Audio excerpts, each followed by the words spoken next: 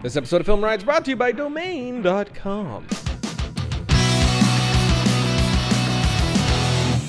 Welcome to Film Riot Mondays. I'm your host, Ryan Conley, and today we're busting out some questions out of my mail sack to read and answer in that order, by the way. So let's do it to it.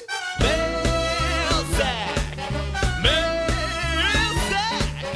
taking a look in Riot's mail sack. First question is, what export settings do you recommend exporting with Adobe Premiere and After Effects? When I export from Premiere, I tend to get extra artifacts in my video, almost like extra noise. I'm assuming you're talking about the final render out to the web, and I actually showed what my settings are when I'm rendering out to go to YouTube on this episode right here, so check it out. I show the settings that I use every week. If you're talking about rendering out to maintain full quality between software, I always use ProRes for that and just jack everything up to its max. What's the meaning of life? Popcorn, wild cherry and blueberry slushy mixed, and a good movie.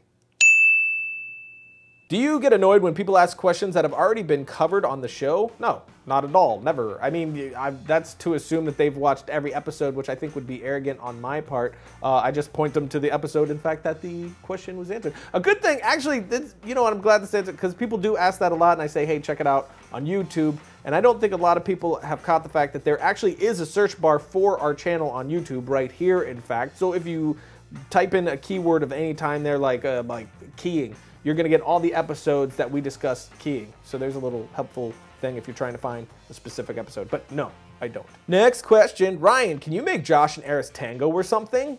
Yes.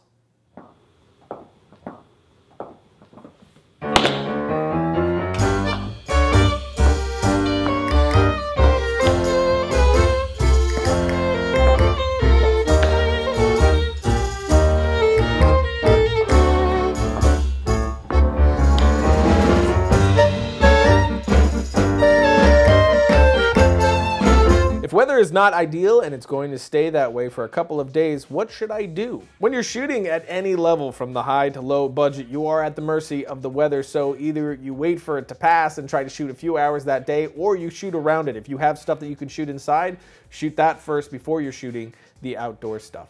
How can I make out with Kate Beckinsale and get paid for it? I feel like we never adequately covered that one. I thought we did. You basically need to look like this.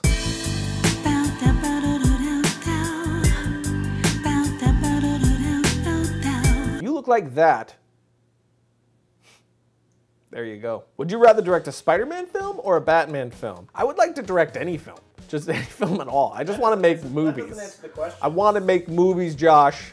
All right, if some kind of freak, like, universal craziness happened and I had the option of one of those massive tentpole films, which would never happen, by the way, I think I would want to direct Batman.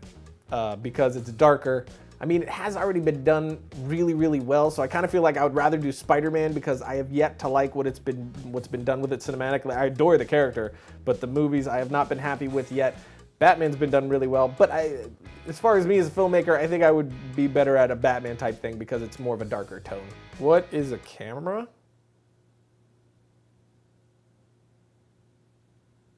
I don't think you're taking this seriously. What was the toughest IE thing? Ooh, oh, thank you. Oh, that's my wife. Say hi. So now she's been on the show. You can stop asking. What was the toughest IE thing you had to give up or sacrifice during your career? That's easy. That would be personal life. We work, 16 to 19 hours a day on average.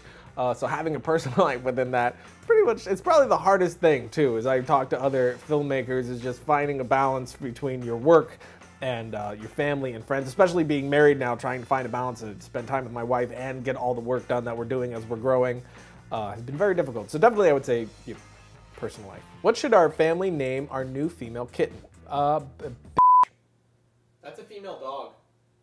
Do you think Film Riot is holding you back from being a Hollywood director, or is it helping? I think that it is helping. I mean, I don't think I would be in the position that I am now if it wasn't for Film Riot and you awesome people supporting us. I mean, we're starting to make pretty big moves, and that's only because of what we've done to this point. Plus, it's trained me. I mean, it's a little discouraging given that we make all our sketches in a couple of hours. I mean, there's really no time at all put to any of it because of our schedule. We only got a few days to put up Film Riot, so we never really do what's to our full capacity. But doing that, kind of like the Monday challenge for you guys, having to complete something on such a short deadline has taught me so much, so I am massively grateful for it. So I don't think I would be where I am now without Film Riot. And the last and also tricky question is, Spielberg and Lucas said film is going to implode. What is your take on the future of the industry, also new media in general? My opinion should be taken with a grain of salt. I'm not in Hollywood. I mean, people like Spielberg and Lucas obviously know a billion times more than I do. But I think the main problem is the fact that they're making $250 million movies when they don't really need to. A lot of the things that's going on in Hollywood that makes the budgets that high is just really ridiculous. I think the business model of making movies needs to change. I think the industry needs to adjust the way that they're doing. I mean, technology and society is moving forward, but it feels like the industry is holding on with a death grip to something that just doesn't work anymore, obviously. So I don't think that they need to be jacking up prices in theaters to $50 a ticket. I think that will completely crumble that side of the industry. But I do think we're going to start seeing more things like feature film original to Netflix, like we are with TV show now.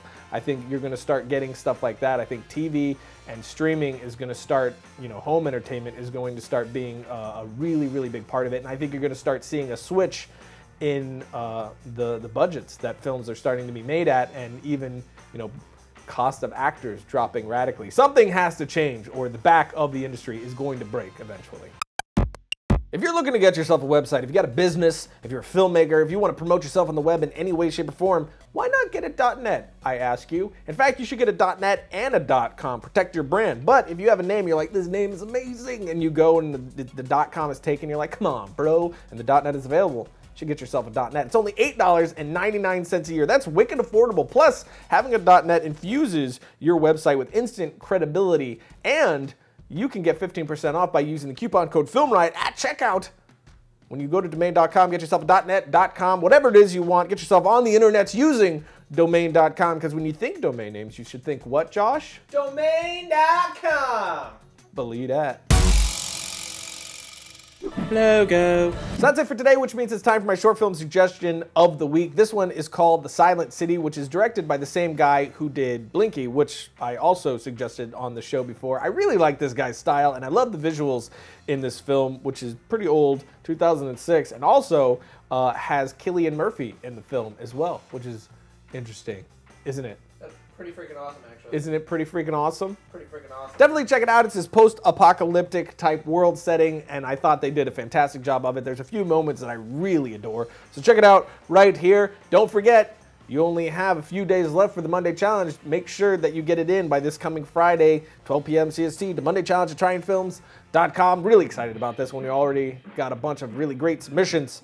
So don't forget. And we'll see you guys next time when we bust out those winners.